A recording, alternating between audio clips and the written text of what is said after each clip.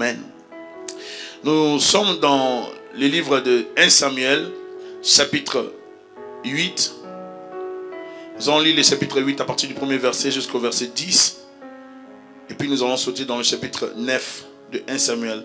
Notre thème d'aujourd'hui, les compagnons de la destinée. Nous avons parlé la fois passée sur le sujet. Je vais parler aujourd'hui sur 1 Samuel chapitre 8 et chapitre 9. Lorsque Samuel devint vieux, il établit ses fils juges sur Israël. Son fils premier-né s'est nommé Joël et le second Abijah. Ils étaient juges à Beersheba. Les fils de Samuel ne marchèrent point sur ses traces. Ils se livraient à la cupidité, recevaient des présents et violaient la justice.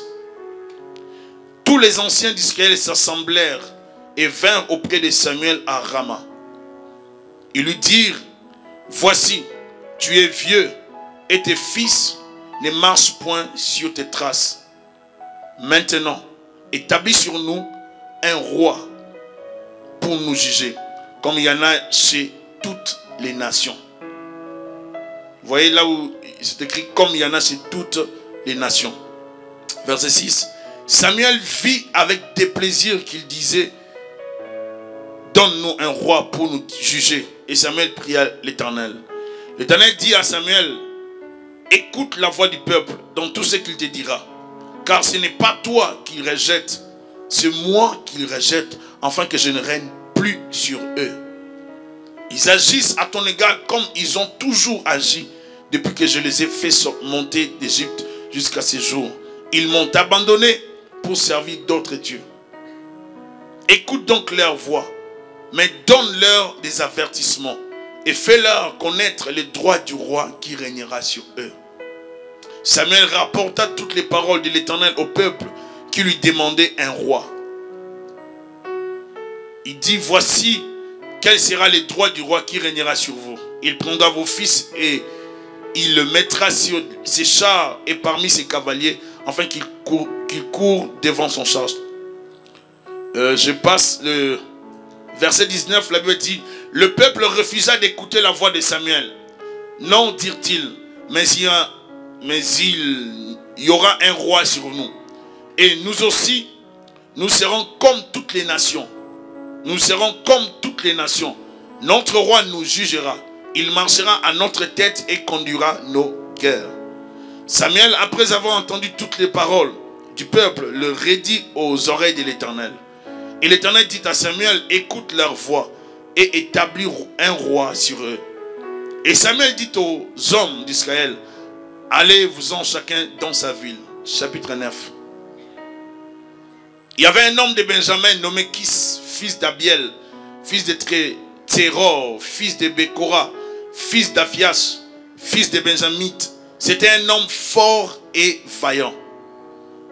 Il avait un fils du nom de Saül, jeune et beau, plus beau qu'aucun des enfants d'Israël de son temps, et les dépassant tous de la tête.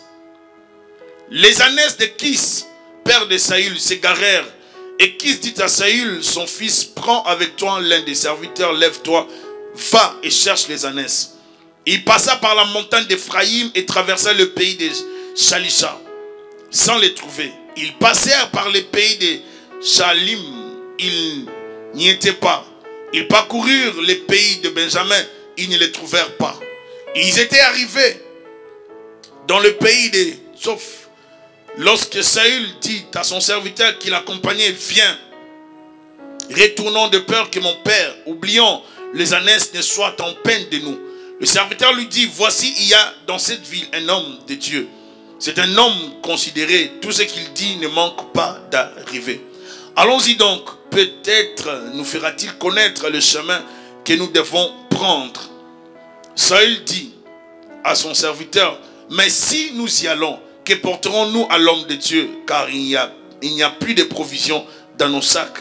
Et nous n'avons aucun présent à offrir à l'homme de Dieu. Qu'est-ce que nous avons? Verset 8. Le serviteur reprit la parole et dit à Saül: voici, j'ai sur moi le quart d'un cycle d'argent. Je le donnerai à l'homme de Dieu et il nous indiquera notre chemin.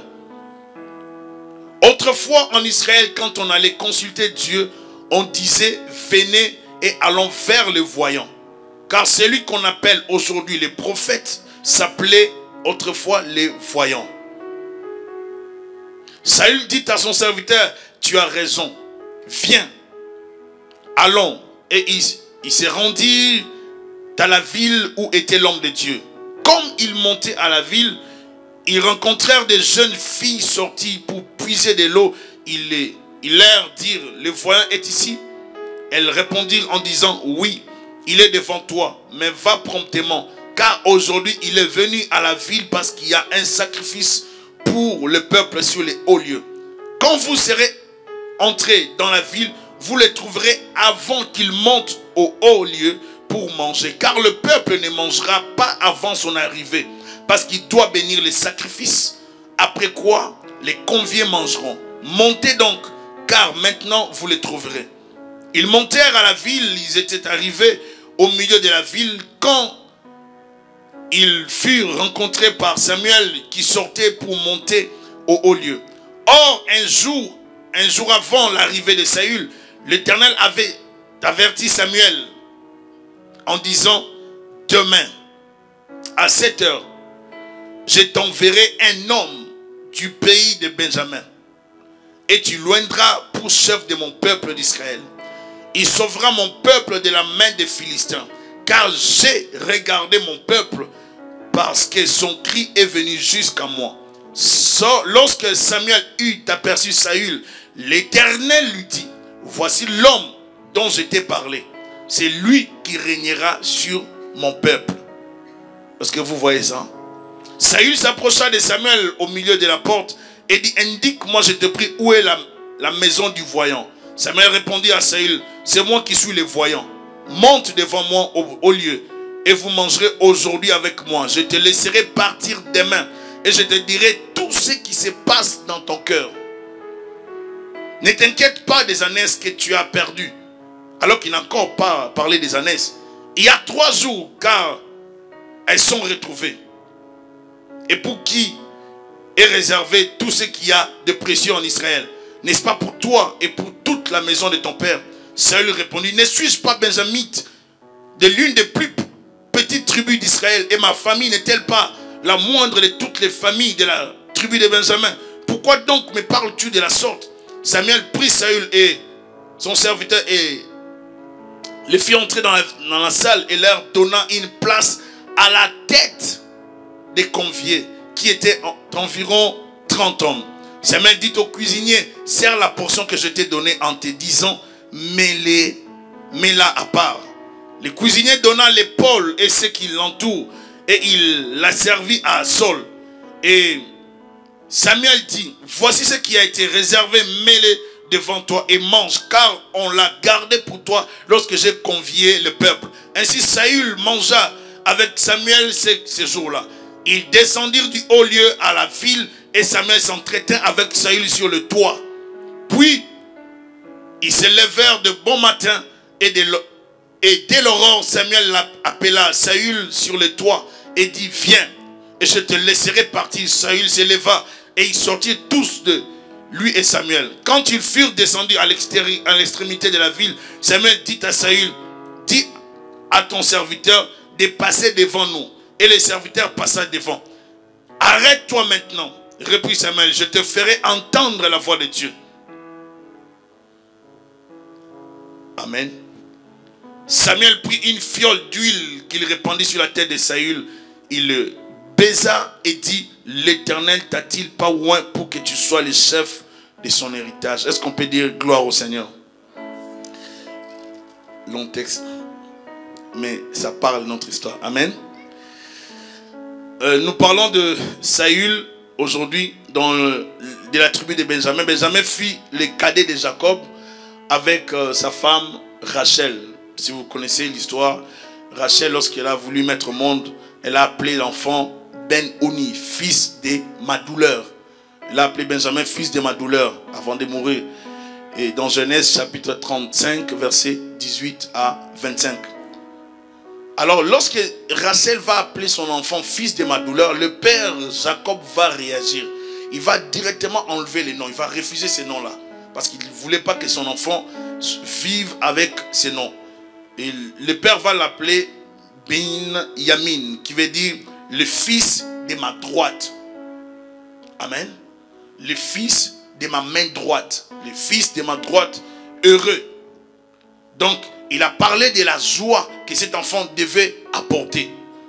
Benjamin est semblable à un loup qui déchire. Lorsqu'on parle dans la prophétie, maintenant la dimension prophétique, dans Genèse chapitre 49, verset 27, alors que Jacob s'est préparé à partir, il prophétise sur chaque tribu, il parle de Benjamin, il dit, Benjamin est semblable à un loup qui déchire. La tribu jouissait d'une réputation de bravoure et d'habileté militaire. Elle était célèbre pour ses tireurs d'élite gauchers. Ils avaient des tireurs d'élite gauchers. Cette tribu de Benjamin, c'était une tribu des hommes et des femmes très forts. Des gens vraiment remplis de Dieu. Et ils avaient la force militaire. C'était des gens qui savaient se battre. Et tel que les prophètes Jacob avait déclaré, c'est ce qui est arrivé. Amen. Alléluia. Benjamin est semblable à un loup. Qu'est-ce que le loup fait? Il déchire. Donc Benjamin avait la nature de guerrier. Benjamin avait la nature des combattants, des militaires. Il était célèbre par tu sais qui va pour se tirer d'élite gaucher dans Juge 3 verset 15. Ehud, nous voyons Ehud qui délivra Israël des Moabites, était de la tribu de Benjamin. La reine Esther, dans Esther 2, chapitre 5, Esther 2, 5, Esther était de la tribu de Benjamin. L'apôtre Paul dans Romains 11, verset 1er, Paul était de Benjamin. C'est une tribu qui resta attachée à Juda. Lorsqu'à un moment donné, dans l'histoire d'Israël, lorsque le roi Roboam, le fils de Salomon, refusa, n'est-ce pas, d'écouter les hommes sages, amis de son père, il y a eu séparation. La partie du nord d'Israël, n'est-ce pas, va se rebeller avec un homme qu'on appelait Jéroboam. Cet homme Jéroboam va attirer les 10 tribus du nord. Il va créer la rébellion et il va établir la capitale dans Samarie. Amen. Et ainsi, il y aura division entre l'Israël du nord et l'Israël du sud. Maintenant, l'Israël du sud, c'était seulement Juda. Maintenant, Juda va rester connecté avec Benjamin parce que Benjamin est dans le sud et Benjamin est connecté avec la tribu de Juda. Et les Benjamites vont refuser de s'allier à Jéroboam. Ils vont rester fidèles à la tribu de la promesse. Parce que la tribu de la promesse était la tribu de Juda. Alors Benjamin va rester fidèle malgré l'attitude de Roboam, fils de Samuel, qui n'avait pas écouté. Benjamin va rester fidèle à Juda. Nous parlons de Benjamin, un peuple béni à cause de la force, à cause de sa fidélité. Et c'est un peuple aussi que Dieu va utiliser beaucoup dans l'histoire d'Israël pour libérer Israël, pour intervenir dans plusieurs moments. Et nous voyons aussi l'apôtre Paul avec son apport dans les évangiles ou dans les épîtres, si je peux parler paulinien. Nous voyons les épîtres de Paul, comment Paul a travaillé, de Benjamin toujours. Le père de Saül s'appelait Kis. C'était un homme, on dit, c'était un homme fort et vaillant. Vous voyez dans le premier verset, c'était un homme fort et vaillant. C'était la nature de ce peuple. Saül lui-même et son fils Jonathan furent pleurés par David lorsqu'ils vont mourir plus tard. David va les pleurer. Il va dire, comment les héros sont-ils tombés? L'huile a cessé de le oindre. Comment les héros sont-ils tombés? Jonathan, mon ami, est tombé. Saül est mort. Saül, c'était un guerrier terrible. Lorsqu'on parle de Saül, plusieurs ont seulement l'image d'un homme qui a refusé d'obéir, n'est-ce pas, lorsqu'il devait tuer les Amalécites. Mais Saül, c'était un homme fort, un homme loin de Dieu.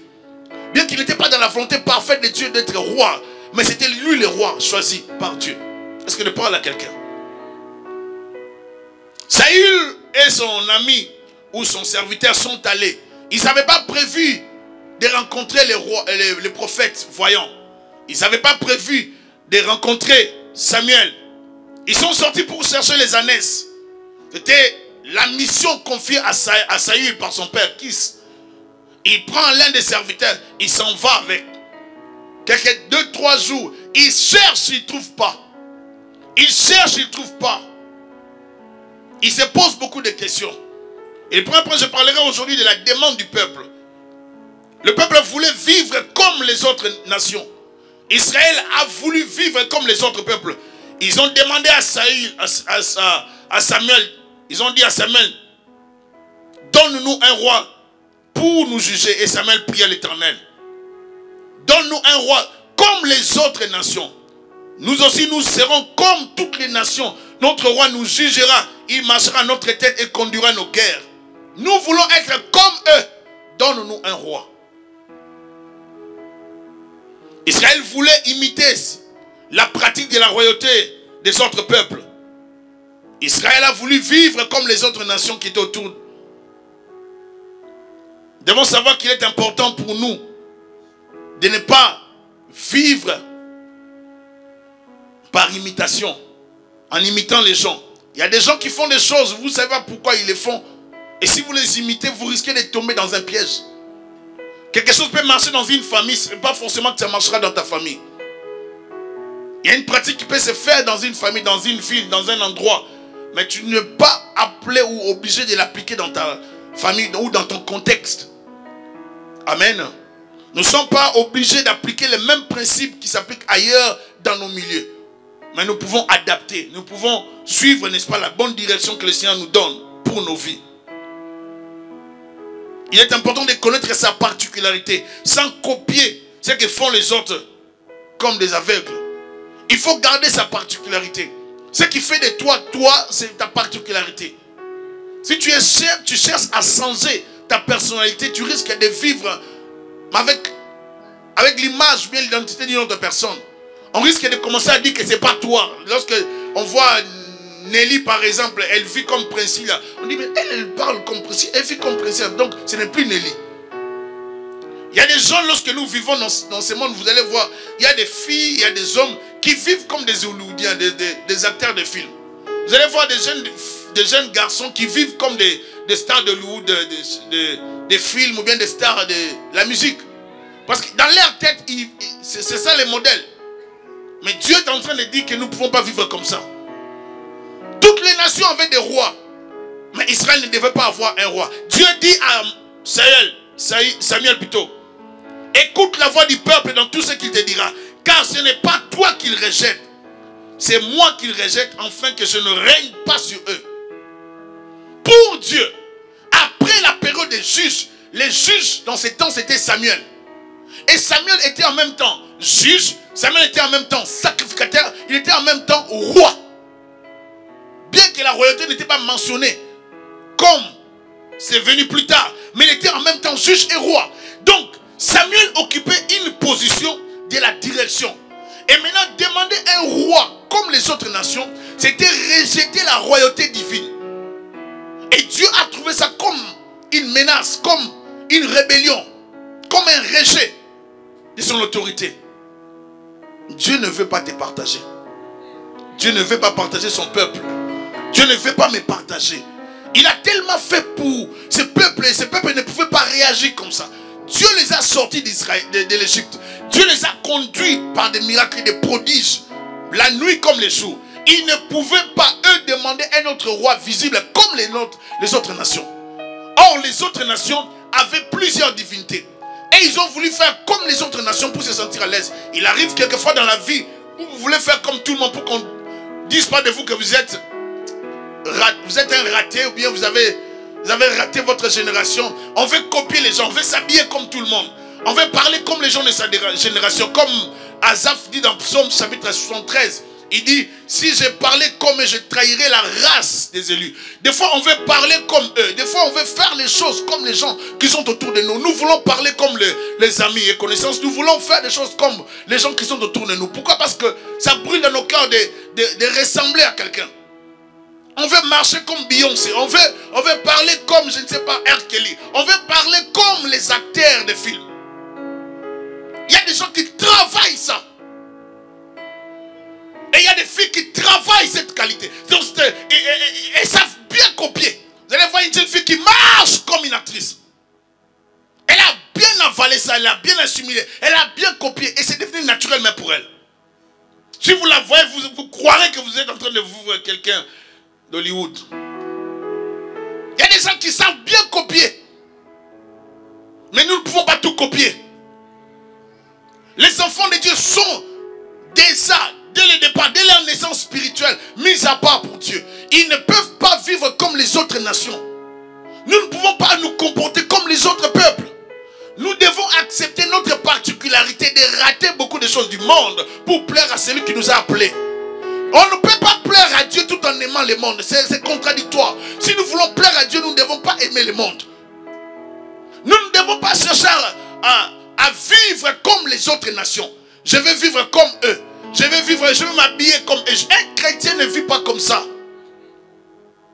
Des gens qui veulent, comme tout le monde ces jours-ci, laisse les nombrils à l'extérieur. Moi aussi, je dois laisser. Comme tout le monde laisse, parce que tout le monde fait ça. Parce qu'on demande aux jeunes filles, avant d'entrer dans le mariage, il faut avoir l'expérience. Quelle expérience? On ne demande pas ça dans la Bible.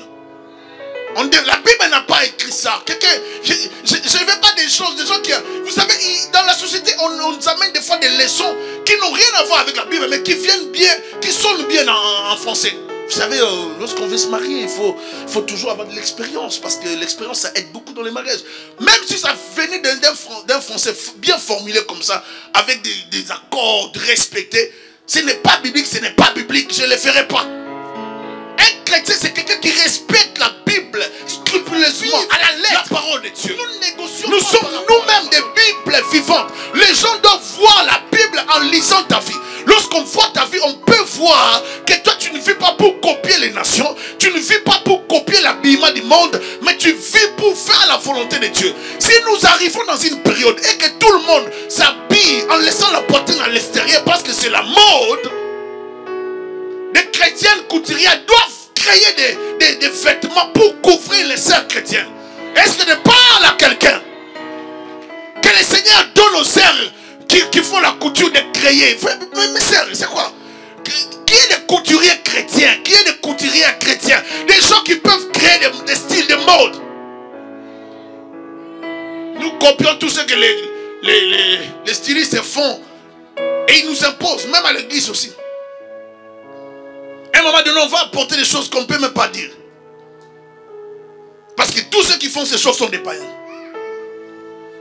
Ce qui marche ailleurs ne peut pas forcément marcher chez toi. Vous pouvez voir une famille vivre avec des principes, avec une façon de vivre. Vous n'êtes pas obligé de faire comme eux. Vous avez votre particularité. Il y a d'autres choses que vous copierez chez les gens. Dès que vous les introduirez dans votre maison, ça va détruire votre foyer, votre foyer. Avant de faire comme les autres, ma soeur, mon frère, cherche à savoir ce qui t'a été recommandé par Dieu. Chacun de nous a sa particularité. Je vais parler deuxièmement des arrangements divins. Dans le verset 3, la Bible dit: les ânesses de Kis, père de Saül, s'égarèrent. Et Kis dit à Saül, son fils: prends avec toi l'un des serviteurs, lève-toi et va et cherche les ânesses. L'égarement des ânesses de Kis le poussa à envoyer son fils Saül avec l'un de ses serviteurs, afin d'aller les chercher plutôt. Ils marchèrent sans les retrouver dans plusieurs endroits, plusieurs territoires. Mais c'était dans le plan de Dieu. Dieu des fois organise des choses sans nous informer. Tu peux vivre des tâtonnements dans la vie. Peut-être tu crois que tu tâtonnes pour rien. Non, tu tâtonnes parce que Dieu veut que tu tâtonnes afin que tu arrives dans un endroit précis, l'endroit de la bénédiction.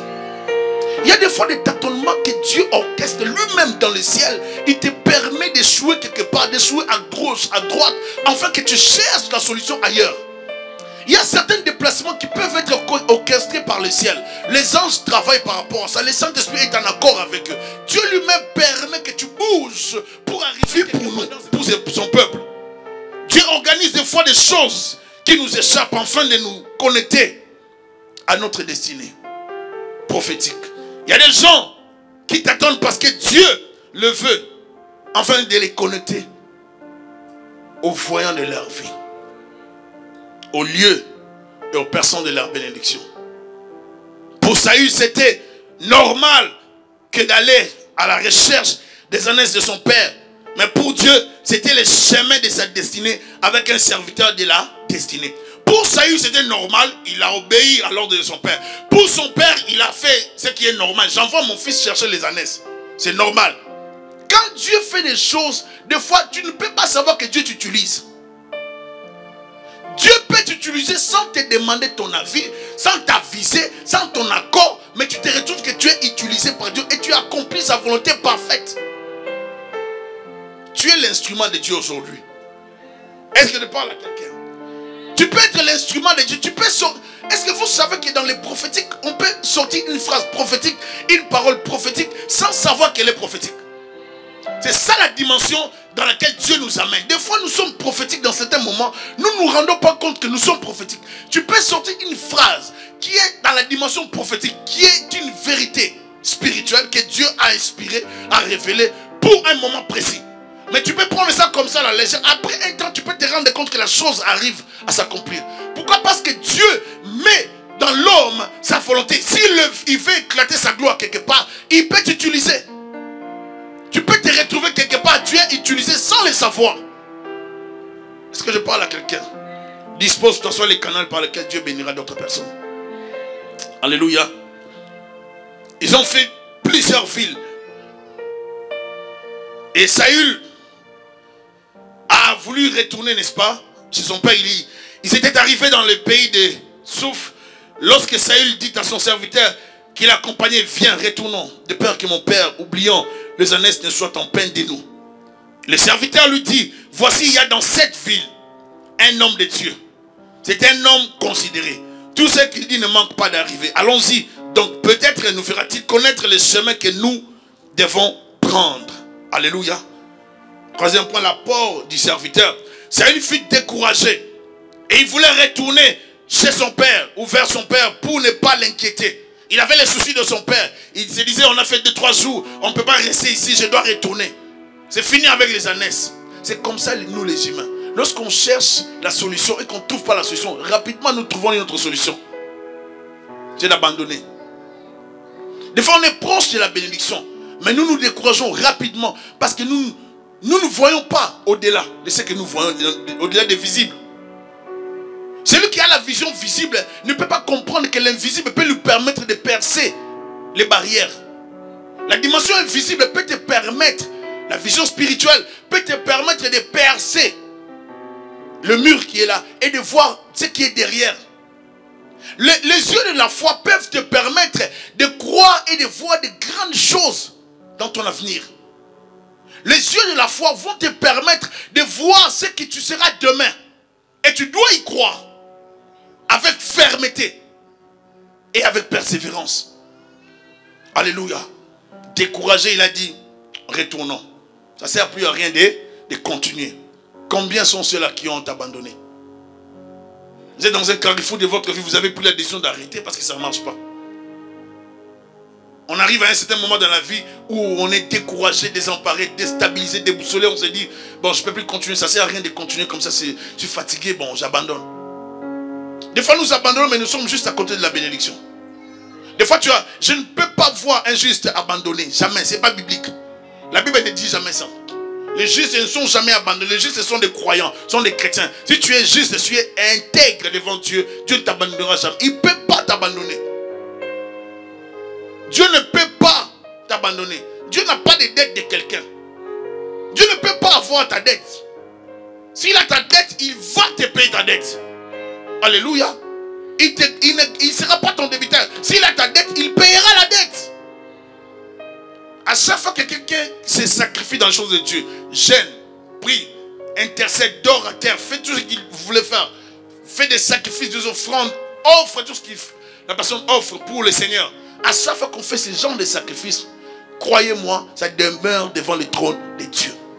C'est à Dieu de décider le jour de l'intervention. Amen. Mais il n'abandonne jamais ses serviteurs. Mais le serviteur proposa une solution ou un conseil à l'homme, Saül. Il donna ses conseils à Saül. Il livra une information capitale. Et dans ces temps-là, Saül avait besoin de cette information. Il y a des moments où vous avez besoin de quelqu'un qui pourra vous donner une information. Il y a a des gens qui sont là juste pour des moments stratégiques, pour vous donner un conseil. Il y a des conseillers stratégiques que Dieu a placés autour de vous, auprès de vous, qui pourront vous aider. Ces serviteurs a toujours été là pour travailler. Il a toujours été là pour recevoir des ordres. Mais ces jours-là, c'est lui qui devait relever l'homme de Dieu découragé. Ces jours-là, c'est lui qui devait encourager les futurs rois d'Israël. Est-ce que quelqu'un me suit? Ces jours-là, c'est lui qui devait aider le futur roi d'Israël à entrer dans sa destinée.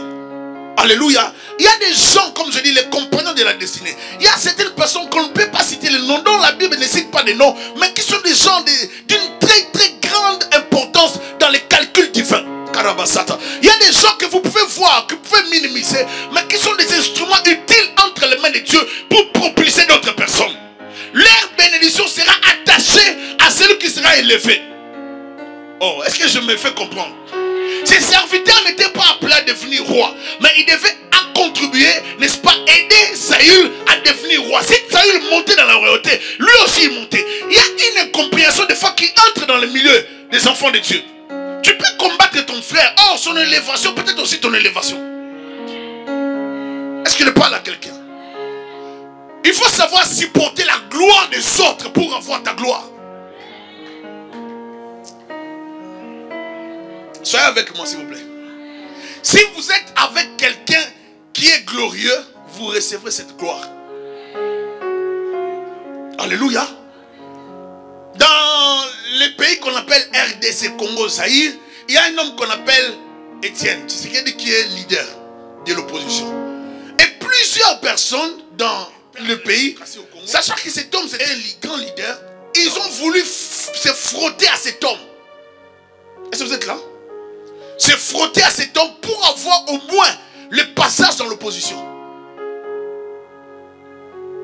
Il y a des gens,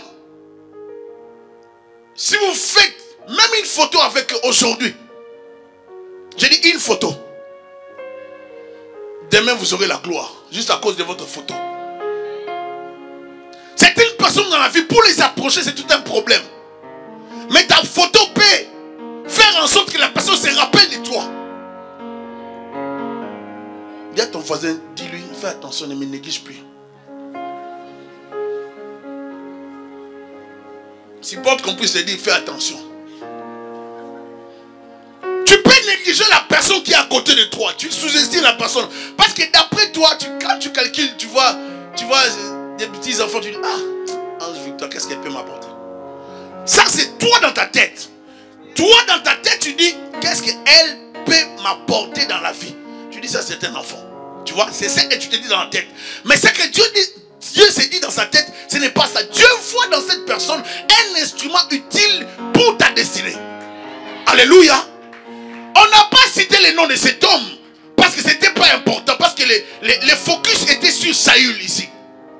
Mais c'était une personne non négligeable dans la destinée de Saül. Il y a certains noms qu'on n'a pas cités dans la parole. Il y a certaines personnes qui ne sont pas nommées.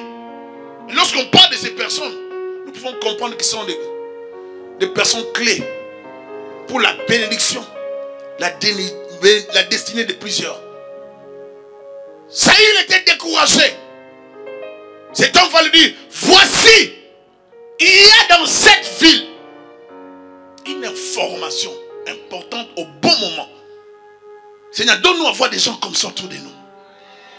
Alléluia. Des gens comme ça qui sont prêts, qui ont des informations pour nous donner. Voici, il y a dans cette ville un homme de Dieu. Alléluia. Il n'y a pas dans cette ville un homme, non, un homme de Dieu. Première des choses, une bonne information. Deuxième, c'est un homme considéré. Alléluia. C'est un homme considéré. Donc ici, nous connaissons cet homme-là. Vous, comme vous êtes un peu... Bon, moi je travaille pour vous, vous êtes des riches. Mais cet homme-là, c'est un homme considéré. Tout ce qu'il dit ne manque pas d'arriver. Waouh. Ce sont les informations qu'on donne. Un homme, il y a un homme de Dieu, un homme considéré. Tout ce qu'il dit ne manque pas d'arriver. Ça, il a entendu, il a dit waouh.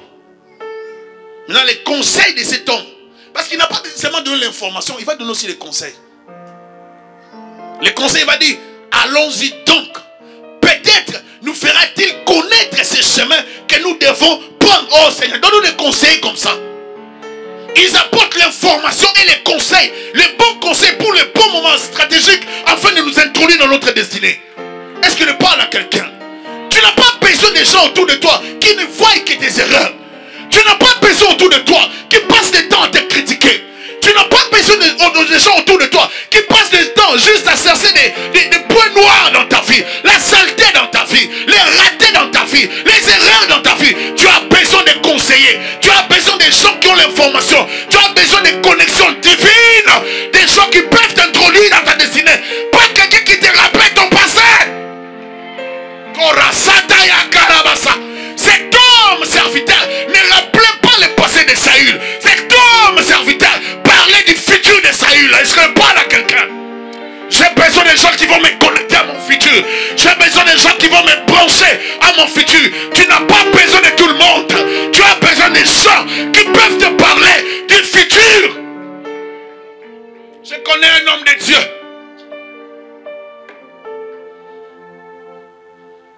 Un homme considéré.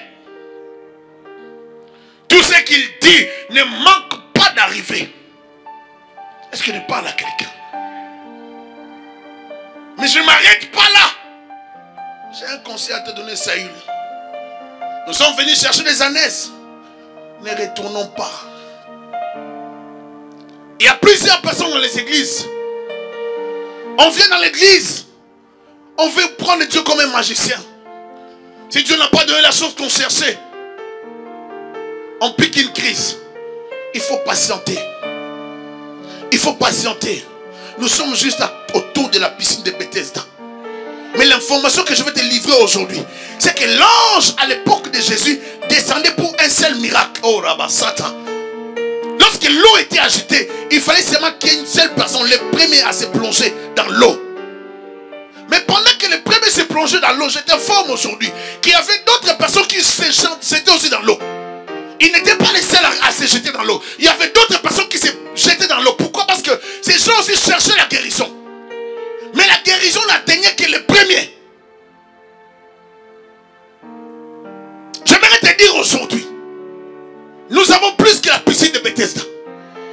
Lorsque l'eau est agitée, il y a certains moments prophétiques dans l'église, dans le monde spirituel, dans les choses de Dieu, même dans ton église. Quand tu vois que l'eau est agitée, quand tu vois que l'eau est agitée par le Seigneur Jésus-Christ, par le Saint-Esprit, ce sont des moments de déclarer, ce sont des moments de connexion, ce sont des moments de plonger dans la piscine et de saisir ce qui est à toi. Parce que ce n'est pas seulement une seule personne qui sera bénie. Ça peut être toi, ça peut être l'autre, ça peut être plusieurs personnes. C'est le temps de se jeter dans la piscine. Tu peux avoir un sujet dans ton cœur, ça te ronge. Tu meurs avec, tu n'en parles à personne. Attends l'agitation de l'eau.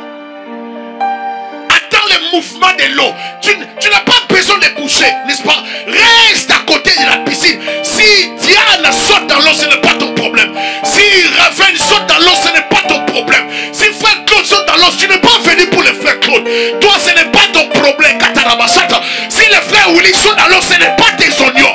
Ton problème est que toi, tu sois dans l'eau, que tu sois mouillé. Est-ce que je parle à quelqu'un dans l'eau? Lorsque l'eau est agitée, je ne suis pas mes amis, je ne suis pas mon frère, je ne me préoccupe pas des gens autour de moi. Je me laisse aller dans l'eau. Tombe dans l'eau pour ta vie. Laisse-toi aller dans l'eau. La piscine de Bethesda est pour toi. Ce n'est pas seulement pour d'autres personnes. Dis à ton voisin, le panier circule encore. Dis à ça circule encore. Non, tu n'as pas bien dit, ça circule encore. Je dis à quelqu'un de dire à l'autre, mon tour arrive. Dis à ton voisin, mon tour arrive. Ne me néglige pas aujourd'hui, mon heure arrive. Ne me sous-estime pas, je le dis encore, mon heure arrive. Si Dieu l'a fait pour Saül, il restaure des vies. Dieu le fera pour toi. Dieu le fera pour toi. Les miracles ne sont pas à leur terme. La Bible n'a pas. Quand j'ai parrainé ma femme, j'ai fait des démarches pour qu'elle arrive. J'ai fait des démarches en France. On a perdu beaucoup d'argent. Non, envoie cette fois-ci. Dès que tu envoies, le monsieur là a dit. Envoie. Quand tu envoies l'argent, le monsieur là, il ne prend plus les appels. C'est la tristesse encore qui arrive. Combien d'argent? Wow, c'est parti. Vous arrivez dans les dizaines, des milliers. C'est parti. Mais l'autre a dit, lui, il a même tracé. On passe par Londres, on passe par la France. Dès que tu envoies. Ça ne marche pas. Moi, je suis arrivé les premiers de mes frères en France. Et puis aussi au Canada. J'ai rejoint mon père et ma mère. Et la sœur aimée. J'ai fait des démarches pour qu'Esther voyage. Ça ne marchait pas. J'ai perdu beaucoup d'argent depuis la France jusqu'ici. Ça ne marchait pas. Je vais à l'immigration. J'étais censé avoir mes papiers. Ça n'a pas marché. Ils m'ont compliqué. Alors que j'étais censé avoir les papiers dans les 2 semaines après. Parce que j'étais parrainé depuis des années. Ils ont compliqué. Je me suis posé des questions. Qu'est-ce qui se passe? J'ai fait 40 jours de jeûne. Vous savez, certaines réalités, ça va vous pousser dans la prière. J'ai fait 40 jours. J'ai prié comme un malade. Parce que je voyais que la relation en question, ça n'allait pas aboutir. Les likes, je n'allais peut-être pas venir. J'ai gêné, j'ai dormi à terre. Un jour, un homme de Dieu est venu me chercher. Il était venu chez nous. Il est chez mon père où j'étais. Il m'attendait. Je pensais qu'il allait me rencontrer. 1 heure, 2 heures, 3 heures, 4 heures, 5 heures de temps. Il a dit à mon père, ton fils prie comme les gens qui sont en Afrique. Il y a un problème ou quoi?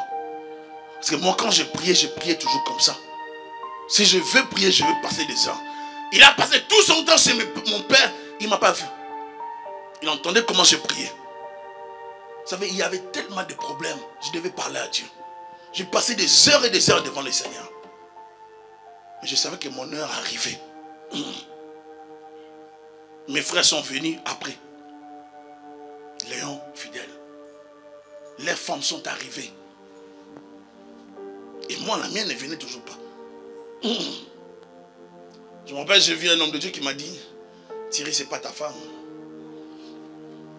Et même un autre m'a dit, écoute, ça c'est la parole de l'Éternel, viens dans mon église, tu vas trouver une sœur. J'ai entendu tellement beaucoup de choses. À un moment donné, je disais, waouh, bon, que faire? Moi, je sais que Dieu m'avait parlé quand j'étais au Congo. Alors, écoutez, moi, avant d'aimer ma femme, j'ai fait 6 mois avant de l'aimer. 6 mois de jeûne et prière. Donc, pas jeûne et prière forcément, mais j'ai fait 6 mois de prière en fait. J'ai regardé, j'ai prié. Je disais, je vais prier jusqu'à ce qu'il serait convaincu. Et lorsque j'ai vu des signes de conviction, j'ai dit, j'irai. Elle a fait 1 année pour dire oui. Et moi, je savais que dans les 1 année, Dieu me disait que c'était elle. Donc, on va se marier. Malgré les vents et marées, il y a eu beaucoup de choses. J'ai persévéré. Alléluia. On est arrivé, je suis arrivé ici. Les femmes de mes frères sont arrivées. Mes frères sont arrivés. Mais moi qui étais avant, ma femme ne venait toujours pas.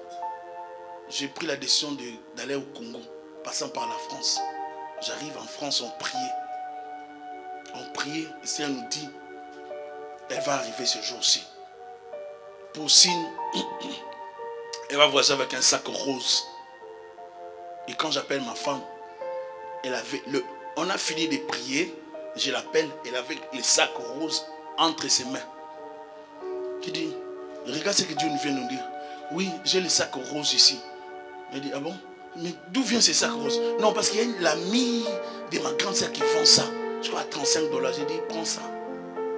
C'est 35, oui, je t'envoie cet argent. Tu vas comprendre dans les jours à venir.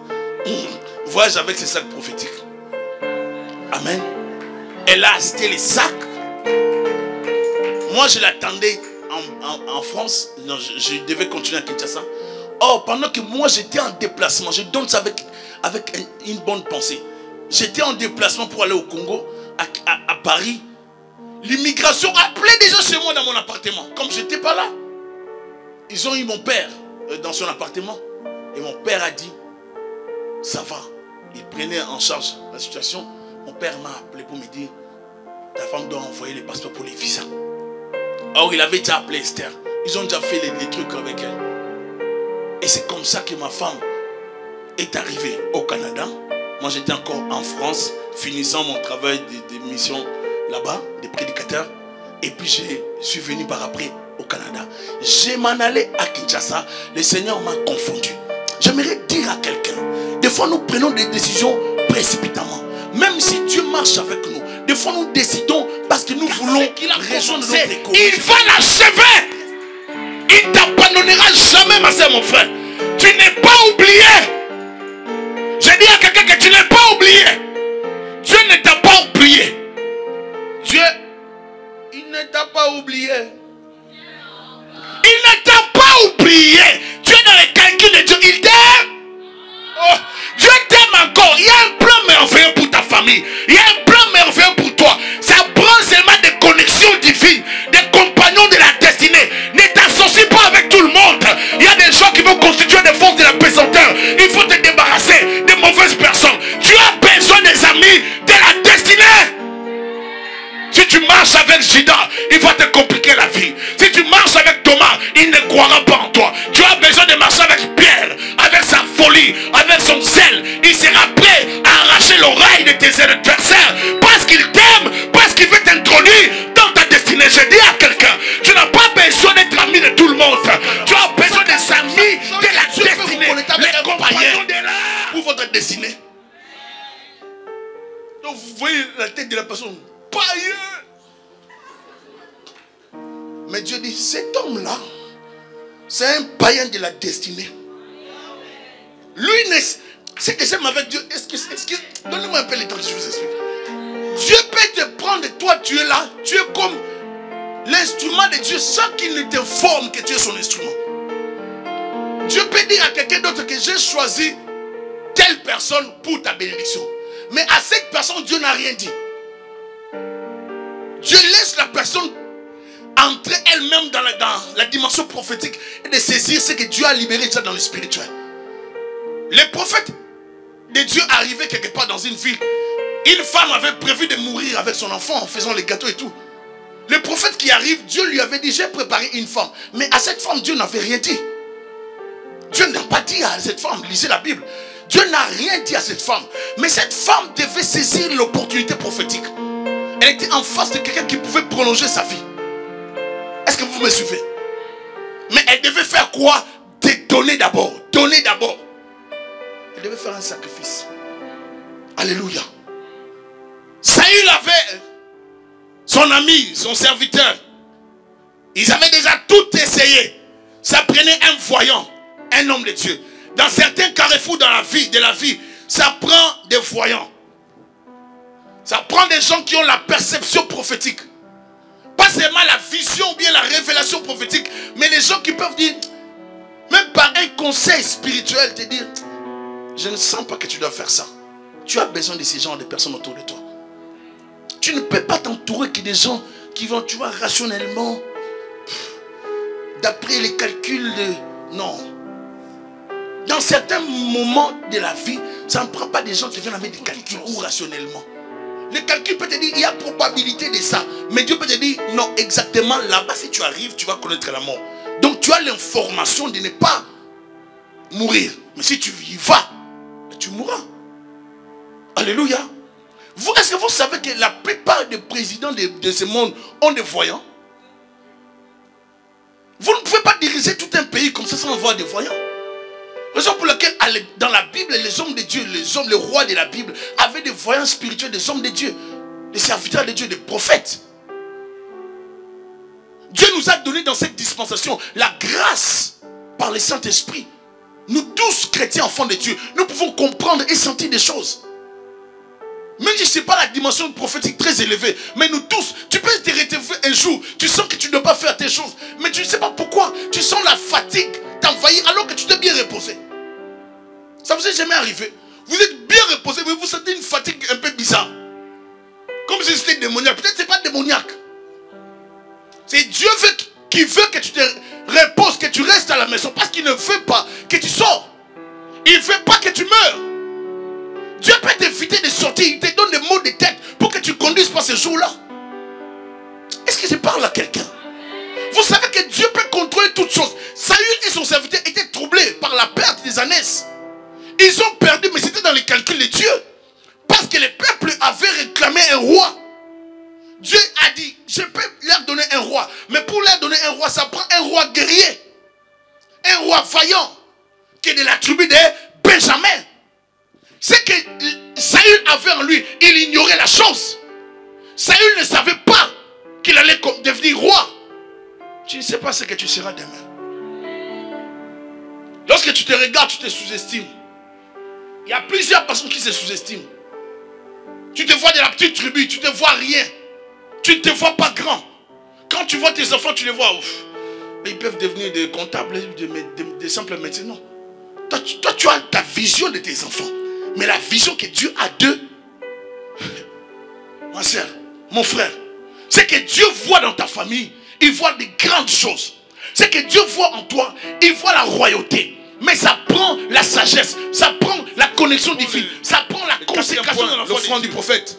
À l'époque biblique, c'était normal de se présenter devant le voyant prophète avec une offrande, car cela était une façon d'honorer les dieux qu'il servait.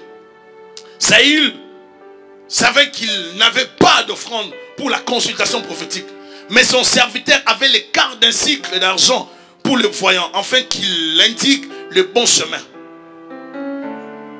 Quelle leçon? On ne vient pas devant l'homme de Dieu avec des discours et les savoirs, mais avec l'esprit de recevoir la sagesse divine et avec l'offrande.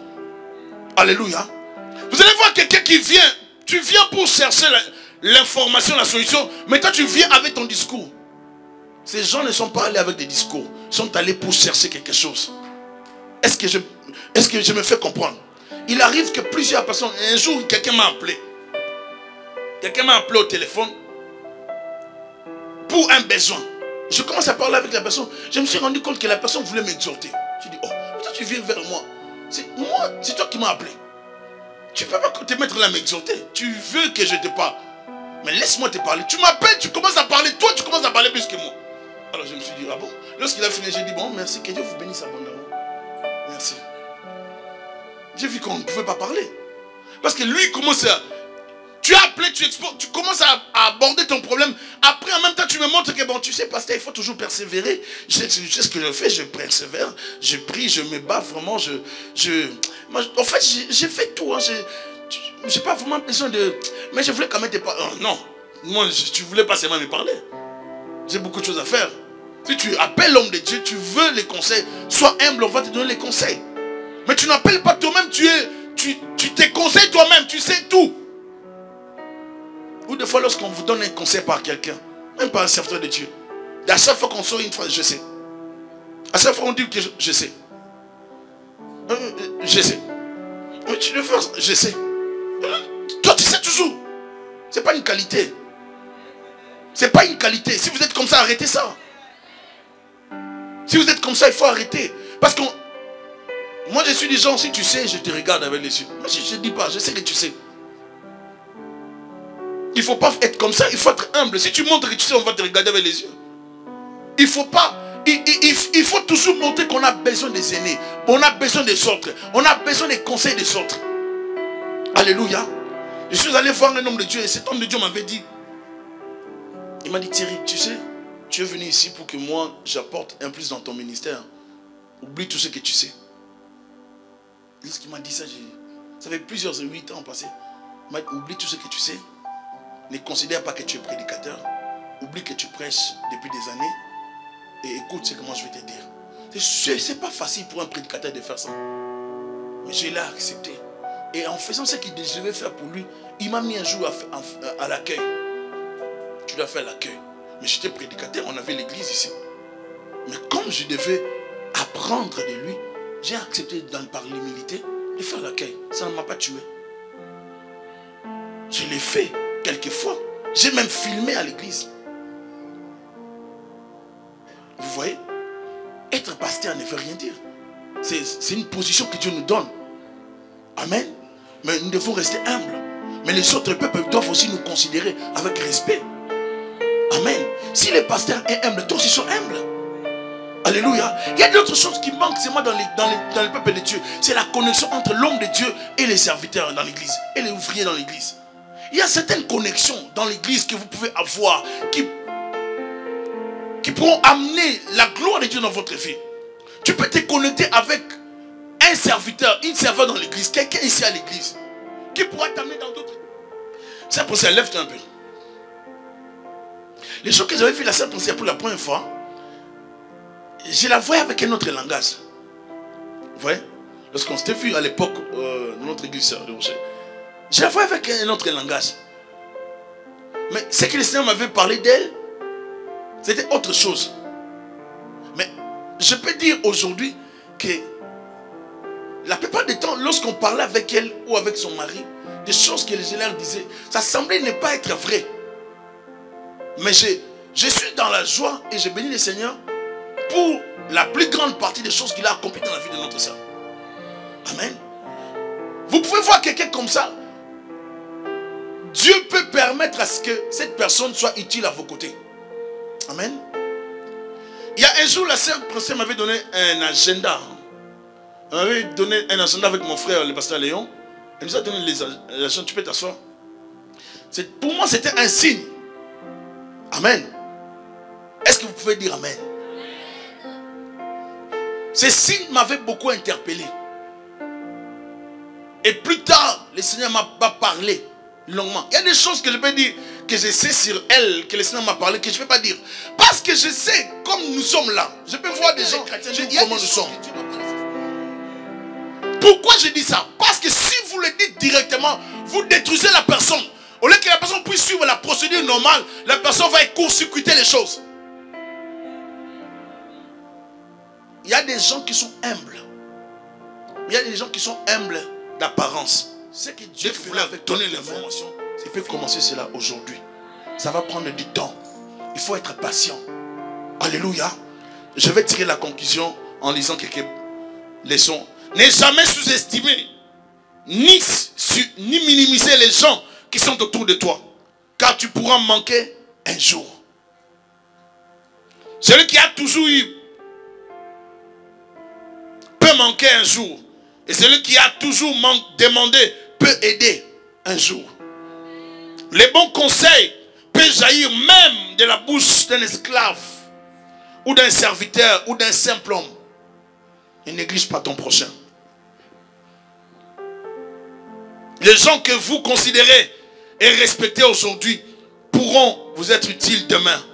Apprends à bien vivre. Il y a des gens qui refusent parce que ces gens-là de livrer certaines informations. Tout va bien dans leur vie. Il faut être prudent. Vis bien avec ton prochain. Il faut savoir que vous pouvez toujours bénéficier des informations des autres dans la vie.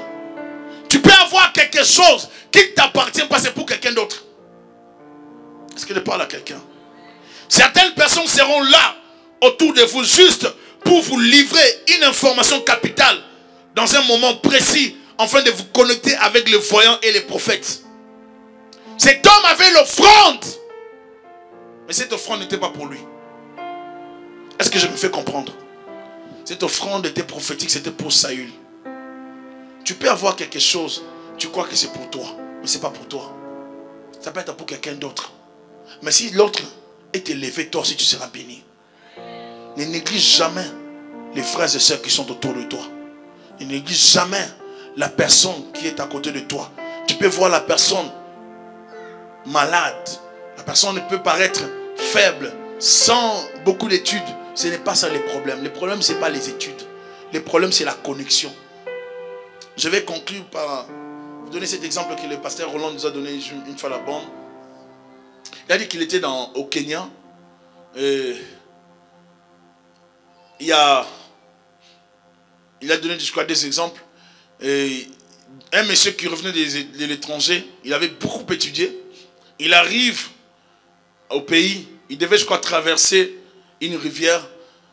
Avant de traverser la rivière, il parlait avec le monsieur, n'est-ce pas, qui devait conduire la pirogue, bien qui devait ramer, tout ça. Il minimisait la personne. Toi, tu n'as pas étudié. Tout ce que tu sais, c'est l'eau. Vraiment, donc tu n'as rien fait. Lui, il était docteur avec un bon français, l'anglais, tout ça. Vous savez, des gens qui ont beaucoup étudié, ils ont toujours un langage. Et oui, mais tonton, t'as rien fait, toi?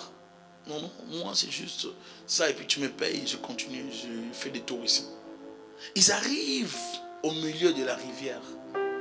Il y a un fond. L'eau commençait à bouger. On appelle la pirogue. Hein. Et l'eau commençait à bouger la pirogue. Et le monsieur disait,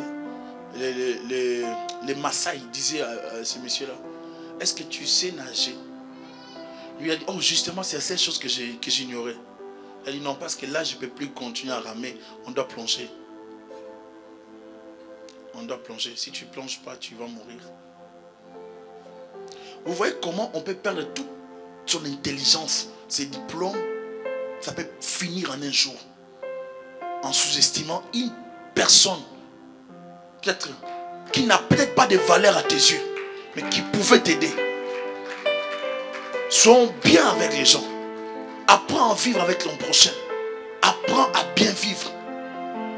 Dans les compagnons de la destinée, je veux dire, certaines relations ne sont pas des relations gâchées. Même après, ça peut vous servir. Ne vivez pas comme des gens, ne vivons pas comme des gens qui sont inconscients. Vivons comme des bonnes personnes. Gardez des bonnes relations. Ce monsieur-là a dit, je te laisse alors.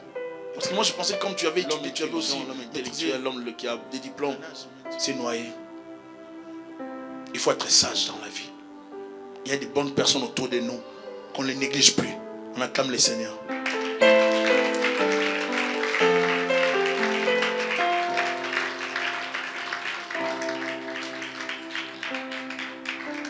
Amen. Est-ce que je peux déclarer avec moi, Seigneur Jésus? Garde-moi. Couvre-moi par ton esprit. Je te plaît. Jésus, couvre-moi par ton esprit. Donne-moi la sagesse. Donne-moi la sagesse. Dirige-moi dans ta volonté. Au nom puissant de Jésus-Christ. Seigneur, bénis ton peuple. Aide-le. Aide-nous, Seigneur, à faire ta volonté. Éloigne de nous tout ce qui n'est pas de toi au nom puissant de Jésus-Christ. Nous te glorifions parce que tu es merveilleux.